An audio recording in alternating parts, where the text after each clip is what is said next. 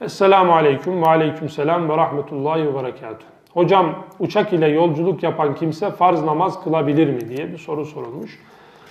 Şimdi değerli kardeşlerim, farz namazlar kesinlikle binitler üzerinde kılınmaz. Binekler üzerinde kılınmaz. Binekler üzerinde seferi vaziyette sadece nafile namazlar kılınır. Hz. Peygamber aleyhissalatü vesselam'dan gelen nakiller bu şekildedir. Sefere çıktığımız zaman da Efendimiz sallallahu aleyhi ve sellem ve sahabe-i kiram وَلِلَّهِ الْمَشْرِكُ وَالْمَغْرِبُ فَاَيْنَمَا تُوَلُّوا فَثَمَّ وَجُّ اللّٰهِ Meşrik, Mağrib, Doğu, Batı Allah'a aittir. Nereye yönelirseniz Allah Teala'nın vecihi oradadır şeklindeki ayet-i kerime zaten bu vaka üzerine inmiştir. Binekler üzerinde namaz kıldığınız zaman da haythuma teveccehe, nereye binek yönelirse orası sizin kıbleniz olmuş olur. Dolayısıyla bu şekilde nafileri eda edebilirsiniz. Ama bunun dışında farz namazlarının seferde binek üzerinde kılınacağına yönelik herhangi bir nakil elimizde mevcut değildir.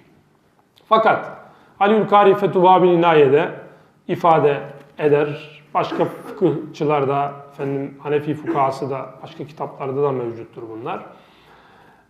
Bir insan seferde olacak olsa, bineğinden inmesi durumunda bineğine bir daha binemeyeceğini zannetse veya galibi zannı bu şekilde olsa, yani ben inecek olsam binekten, diyelim bineği huysuz, arsız, zapt edilemeyen bir binek, eskiye itibarla düşünecek olursak, bir daha onu bulması mümkün değil. Bu durumda diyorlar ki farz namazını da onun üzerinde kılar.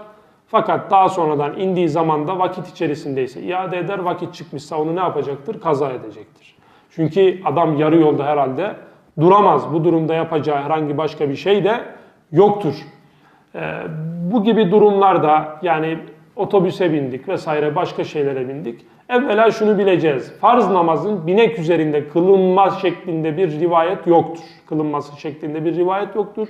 Bu aslen caiz olmayan bir şeydir. Fakat hiç kılmamaktansa, diyelim öyle bir yerden gidiyoruz ki orada bu otobüsten inecek olsak başka bir otobüs bulmamız mümkün değil. Durmuyor. Şimdi inmek de inemiyoruz. Orada kalacağız. Tabi azimet olan inmektir.